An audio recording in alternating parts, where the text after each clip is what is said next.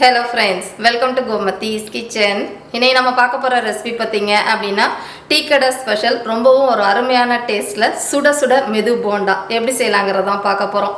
சில பேர் பாத்தீங்கன்னா இத பட்டினம் போண்டான்னு கூட சொல்லுவாங்க. இந்த போண்டா செய்யறது ரொம்ப ஒரு ஈஸியான ரெசிபி. வெளியில பாத்தீங்க அப்படினா நல்ல மொறுமொறுப்பாவும் உள்ள வந்து நல்ல சாஃப்ட்டாவும் இருக்கும். இந்த போண்டா சுட சுட ஒரு இஞ்சி டீ இதோட சாப்பிட்றப்ப ரொம்பவே நல்ல டேஸ்டா இருக்கும். இதே போண்டா பாத்தீங்க அப்படினா கல்யாண வீடுகள்ல மத்தியான சாப்பாட்டுல கூட இந்த போண்டா வைப்பாங்க. ரொம்ப நல்ல டேஸ்டாவே இருக்கும். இப்போ வாங்க இதை எப்படி செய்யலாங்கிறத பார்க்கலாம். கோமதிஸ் கிச்சனை சப்ஸ்கிரைப் பண்ணாதவங்க சப்ஸ்கிரைப் பட்டனை ப்ரெஸ் பண்ணிக்கோங்க. உடனுக்குடனே அப்டேட் வேணும் அப்படின்னா பக்கத்தில் இருக்க பெல் பட்டனில் ஆல்ங்கிற ஆப்ஷனை மறக்காமல் ப்ரெஸ் பண்ணி வச்சுக்கோங்க. இப்போ இந்த போண்டா செய்கிறதுக்கு முதல்ல மாவு கலரிக்கலாம். அதுக்கு ஒரு பாத்திரத்தில் முதல்ல சேர்க்க போகிறதுன்னு பார்த்தீங்கன்னா வெண்ணெய் 1 டேபிள் ஸ்பூன் அளவுக்கு சேர்த்துக்கோங்க. வெண்ணெய்க்கு பதிலாக நீங்கள் நெய் கூட சேர்த்துக்கலாம், நல்லாயிருக்கும். வெண்ணெய் நல்லா சாஃப்டாக இருக்கிற மாதிரி பார்த்துக்கோங்க. இப்போ இதிலேயே பார்த்தீங்க அப்படின்னா ஒரு சிட்டிகை அளவுக்கு சோடா உப்பு, பேக்கிங் சோடான்னு சொல்லுவோம் இல்லையா, அது கட்டாயம் சேர்த்துக்கணும். இப்போ போட்டிருக்கிற அந்த வெண்ணெய் பேக்கிங் சோடா ரெண்டுமே நல்லா கலந்து வர மாதிரி ஒரு 5 நிமிஷத்துக்கு கலந்து விடுங்க. ஒரு தேய்ச்சாம்படி கலந்திங்கன்னா நல்லா கரைஞ்சி வந்துடும். இப்போ பார்த்தீங்கன்னா நல்லா வெளிராக இந்த அளவுக்கு கலந்து எடுத்தாச்சு. இப்போ ஒன்றா மாவு சேர்க்க ஆரம்பிக்கலாம். முதல்ல சேர்க்க போகிற மாவுன்னு பார்த்தீங்கன்னா அரிசி மாவு. மெஷரிங் கப்பில் 1/2 கப்பு சேர்த்துருக்குறேன். நீங்கள் எந்த அரிசி மாவை வேணால் சேர்த்துக்கலாம். ஆனால் அரிசி மாவு நல்ல நைஸாக இருக்கணும். குருணையாக இருந்துச்சு அப்படின்னா போண்டா எண்ணெயில் போடுறப்ப வெடிக்கிறதுக்கு வாய்ப்பு இருக்குது. அதனால் நைஸாகவே சேர்த்துக்கோங்க. கூடவே பார்த்திங்கன்னா அதே அளவு 1/2 கப் அளவுக்கு கடலை மாவு சேர்த்துருக்குறேன். கடலை மாவையும் ஒரு தடவை நல்லா சலிச்சுட்டு அதுக்கப்புறமா சேர்த்துக்கோங்க. இப்போ அடுத்ததாக இதில் சேர்க்க போகிறதுன்னு பார்த்தீங்க அப்படின்னா பொட்டுக்கடலை மாவு. அதே அளவு 1/2 கப் அளவுக்கு எடுத்துருக்கிறேன். பொட்டுக்கடலை மிக்சியில் போட்டு நைஸாக அரைச்சிட்டு சலிச்சுட்டு சேர்த்துக்கோங்க. உங்கள்கிட்ட மெஷரிங் கப் இல்லை அப்படின்னா வீட்டில் 50 கிராம் அளவுக்கு டம்ளர் இருக்கும் இல்லையா, நீங்கள் அதில் கூட அளந்துக்கலாம். இப்போ அடுத்ததாக இதில் சேர்க்க போகிறது கொஞ்சம் தாராளமாகவே பெருங்காய பொடி ஒரு 1/2 டீஸ்பூன் சேர்த்துருக்குறேன். கூடவே பார்த்திங்கன்னா தேவைக்கேற்ற மாதிரி உப்பு 1 டீஸ்பூன் டேபிள் சால்ட்டு சேர்த்துக்கலாம். அடுத்ததாக இதில் சேர்க்க போகிறதுன்னு பார்த்திங்கன்னா நல்லா 1 டீஸ்பூன் அளவுக்கு சோம்பை எடுத்து உரலில் போட்டு 1ம் பாதியமாக இந்த அளவுக்கு பொடிச்சு வச்சுருக்கிறேன். முழுசாக போட்டாலோ இல்லை நைஸாக பொடிச்சிட்டு சேர்த்தாலோ அந்த ஃப்ளேவர் கிடைக்காது. அதனால் நசுக்கிட்டு சேர்த்துக்கோங்க. அடுத்ததாக ஒரு 1/4 டீஸ்பூன் அளவுக்கு மஞ்சள் பொடி, 1/2 டீஸ்பூன் அளவுக்கு தனி மிளகாய்த்தூள்.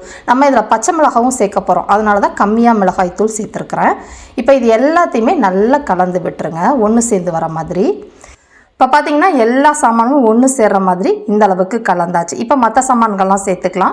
இதில் சேர்க்க போகிறதுன்னு பார்த்திங்கன்னா நல்லா ஒரு 1/2 டேபிள் ஸ்பூன் அளவுக்கு பொடியாக நறுக்கின இஞ்சி, 3லேருந்து 4 பச்சை மிளகாவை நல்லா பொடியாக நறுக்கி சேர்த்துருக்குறேன். காரத்துக்கு தகுந்த மாதிரி பச்சை மிளகாவும் வரமிளகாவும் சேர்த்துக்கோங்க. அடுத்ததாக பார்த்திங்கன்னா 2 சின்ன சைஸில் இருக்க பெரிய வெங்காயம் நறுக்கினது 1 கப் அளவுக்கு சேர்த்துருக்குறேன். அதை நல்லா உதுத்து விட்டு சேர்த்துக்கோங்க.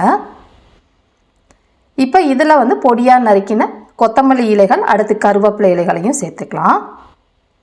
இப்போ இது எல்லாத்தையுமே முதல்ல தண்ணி ஊற்றாமல் கலந்து விட்டுருங்க.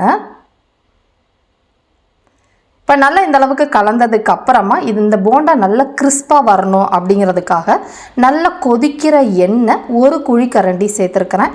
இந்த எண்ணெயும் கட்டாயம் நல்லா கொதிக்க இருக்கணும். இந்த மாதிரி சேர்க்குறப்ப உங்களுக்கு நல்லா கிறிஸ்பியாக இருக்கும் உங்களுக்கு. இப்போ வந்து இந்த எண்ணெய், இந்த சூடான எண்ணெய் வந்து மாவில் படுற மாதிரி கலந்து விட்டுருங்க. இப்போ எல்லாமே நல்லா கலந்ததுக்கப்புறமா பச்சை தண்ணி ஊற்றி கொஞ்சமாக மாவை வந்து பிசைஞ்சு எடுத்துக்கலாம். இந்த மாவு பதம் பார்த்திங்கன்னா போண்டாவுக்கு ரொம்ப வந்து கெட்டியாகவும் மாவு பிசையக்கூடாது, ரொம்ப தளர்த்தியாக பிசுபிசுப்பாகவும் பிசையக்கூடாது.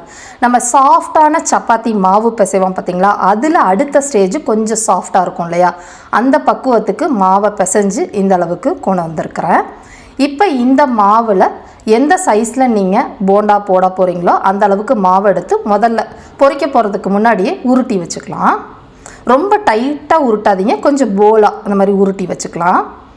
இப்போ பார்த்திங்கன்னா நான் இந்த சைஸில் உருட்டி இருக்கிறேன். எல்லாத்தையும் உருட்டி வச்சுட்டு எத்தனை வருதுங்கிறத காட்டுறேன். இப்போ பார்த்திங்கன்னா நம்ம பண்ணியிருக்கிற மாவுக்குன்னு பார்த்திங்கன்னா 12 போண்டாக்கள் கொஞ்சம் பெரிய சைஸாகவே நான் உருட்டி வச்சுருக்கிறேன். இப்போ பொரிக்க ஆரம்பிச்சிடலாம். இப்போ மாவு பொரிக்கிறதுக்கு முக்கியமாக எண்ணெய் காய்கிறதுன்னு பார்த்திங்கன்னா ஒரே தீயில் தான் எண்ணெய் காயணும். மீடியம் ஃப்ளேம்லேயே வந்து எண்ணெயை காய வைங்க. காய வைக்கிறதுன்னு பார்த்திங்கன்னா ரொம்ப புகை வர சூட்டுக்கு காய வைக்கக்கூடாது. கொஞ்சமாக இதில் வந்து மாவை கிள்ளி போட்டிங்க அப்படின்னா மெதுவாக எழும்பி வரணும். இந்த மாதிரி எழும்பி வந்தால் மட்டும்தான் உங்களோட போண்டா நல்ல கிறிஸ்பாகவும் உள்ள சாஃப்டாகவும் இருக்கும். இப்போ எந்த பக்குவத்தில் நம்ம எண்ணெயை காய வச்சுருக்கோமோ அதே பக்குவத்திலே நம்ம கடைசி வரைக்கும் பொரிக்க போகிறோம். சட்டி எத்தனை உங்களுக்கு கொள்ளுதோ அதுக்கேற்ற அளவுக்கு போண்டாக்களை சட்டியில் சேர்த்துக்கோங்க.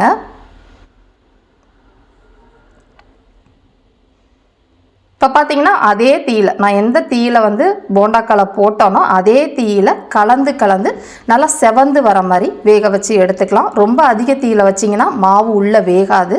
கம்மியான தீயில் வச்சிங்கன்னா ஒரு மாதிரி ஹார்டான மாதிரி ஆகிடும். அதனால் ஒரே தீயில் வேக வைங்க.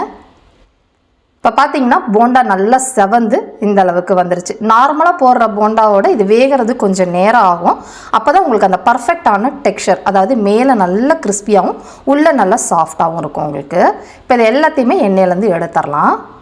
நம்மளோட சூப்பரான டேஸ்ட்டில் டீ கடை ஸ்டைலில் மெது போண்டா ரெடி ஆகிடுச்சு. இதே மாதிரியே எல்லாத்தையும் பொரித்து எடுத்துக்கலாம்.